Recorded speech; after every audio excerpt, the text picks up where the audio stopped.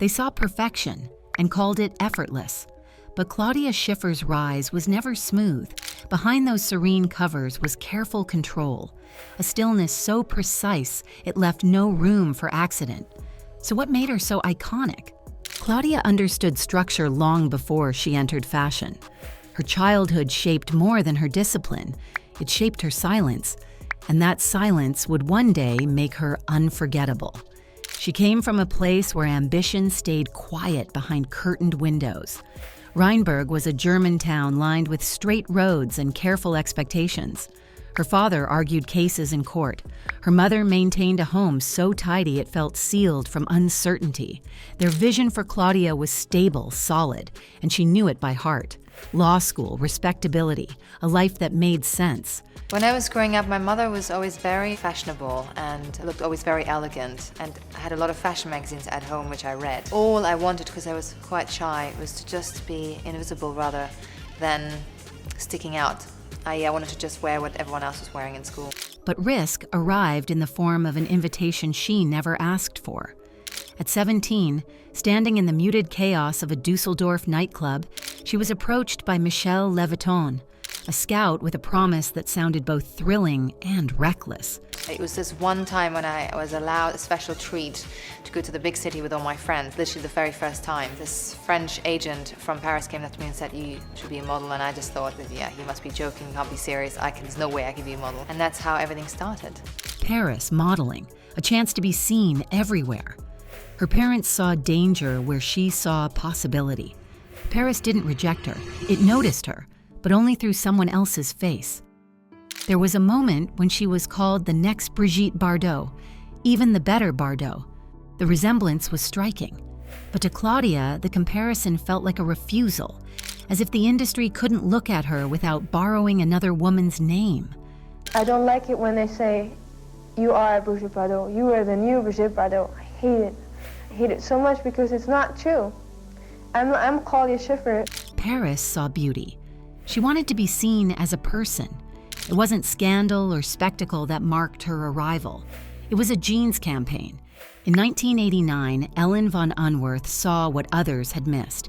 In Claudia, she recognized something luminous, a beauty that didn't shout, but held its ground.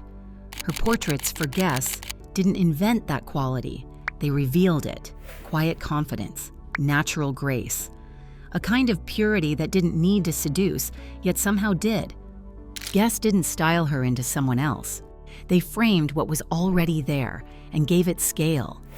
America responded before Europe understood what it had nearly overlooked. It wasn't just a turning point for Claudia. It was one for guests. The campaign elevated them both. She gave the brand its most iconic face, and in return, they gave her a global stage.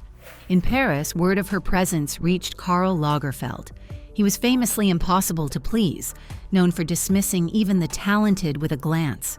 But he saw what Ellen von Unwerth had hinted at, and something more.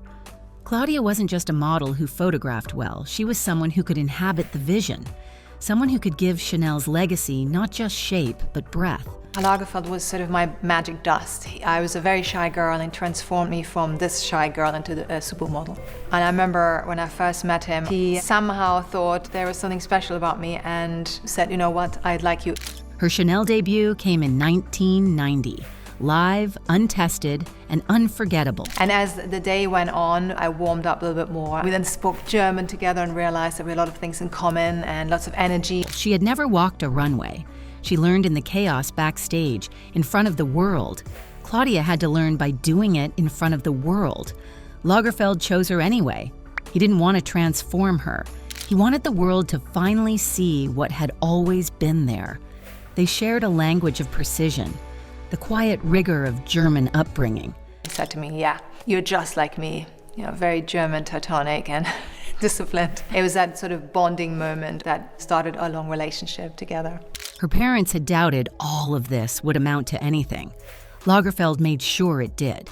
He did not teach her to walk so much as let her stand exactly as she was. Chanel needed someone who could wear its legacy without apology. Claudia wore the structured jackets and layered pearls as if they had been tailored to her alone. She refused to copy the French attitude. They adjusted to hers instead. The industry changed its opinion so quickly that it was almost embarrassing. Designers who had once overlooked her now requested her by name. Stylists reworked entire campaigns to fit the image she had quietly set. She became the reason some people said fashion was not just selling clothes, but selling certainty itself. She moved through the 90s without needing to shout.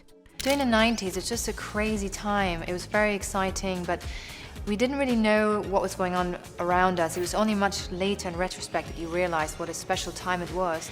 The era of the supermodel arrived with money, cameras, and conditions. Claudia joined Naomi Campbell, Linda Evangelista, Cindy Crawford, and Christy Turlington. Some of the most memorable moments were from, of course, from when I was discovered and that excitement of going for the first time to Paris, working for Vogue magazine with Herb Ritts, who was one of the best photographers of that time, to working with Richard Avedon on Gianni Versace campaigns, to doing the Valentino campaigns, to my first runway show with Karl Lagerfeld at Chanel, meeting him for the first time. I mean, there's so many moments I will never forget that were really special. They knew their worth and they were not ready to walk short. Fashion shows became negotiations. Campaigns were more than work. They were cultural events. But Claudia's presence went beyond runways and magazine covers. She released her own fitness programs, calendars, and photo collections, projects that celebrated her image without ever cheapening it. She was everywhere, and yet always retained control. She made everything around her look less considered, less composed, and expensive. Photographers relied on that effect. Brands built campaigns around it. Chanel, Revlon, Pepsi, all turned to her when they wanted elegance that didn't ask for attention, but commanded it. Forbes listed her among the highest-paid models of the decade, with reports of $12 million a year at her peak. The industry needed her face so often that they made a record of it. She earned the Guinness World Record title for most magazine covers by a model, more than 1,000. But it wasn't only the number. It was a vote year after year that hers was the face worth remembering. One of the few times her private life touched the spotlight was through David Copperfield. They met in Germany, he on stage, she in the front row. It began with an invitation to step onto the stage and then quietly into his life. They were together for 6 years, engaged, photographed often but never explained. Their relationship was seen but never sold. It was exactly what one might expect from Claudia Schiffer, composed, enigmatic, and entirely her own. She understood the value of silence. Fashion does not promise loyalty. By the late 90s, it turned cold to controlled beauty, falling for grunge and the theater of carelessness. Claudia watched as the world that once demanded her precision celebrated something messy. She did not beg to be included. She let them look away, understanding that leaving on her own terms could be more potent than staying until she was pushed out. She tested acting, not as a reinvention, but as a quiet experiment. Could her face, trained in stillness, shift without losing its composure? Claudia made her film debut in the children's movie. So I'll be filling in today. My name is Claudia. Then starred opposite Dennis Hopper and Matthew Modine in The Blackout. Afterwards, she went on to appear in Friends and Lovers, Black and White, In Pursuit, Life Without Dick, and Love, actually in a semi-cameo role, as well as in Ben Stiller's Zoolander.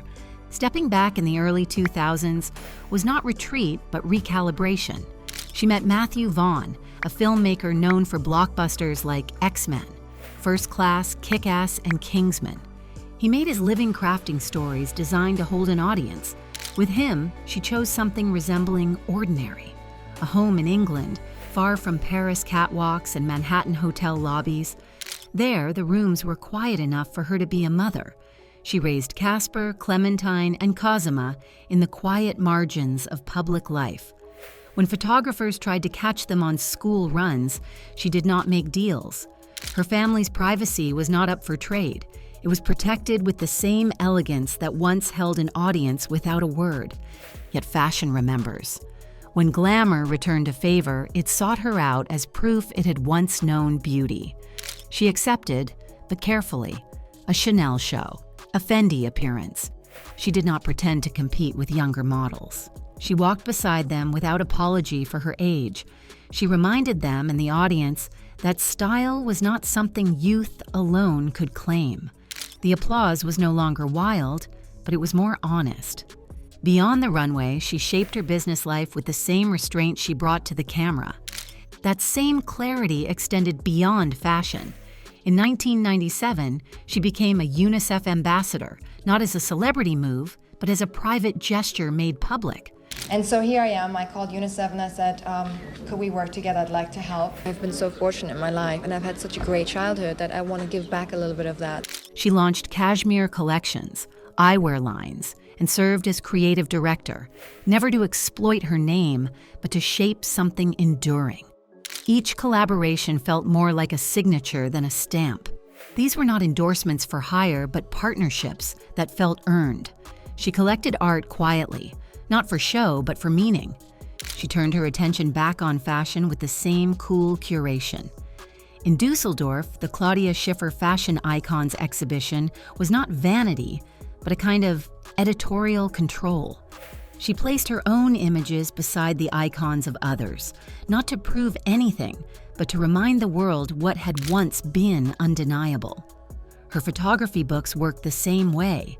They offered images without apology or certainty, asking the viewer to look slowly. Today, her presence remains intact, even as the spotlight shifts. And with her children growing older and fashion rediscovering the value of longevity, one wonders what she might choose to reveal next.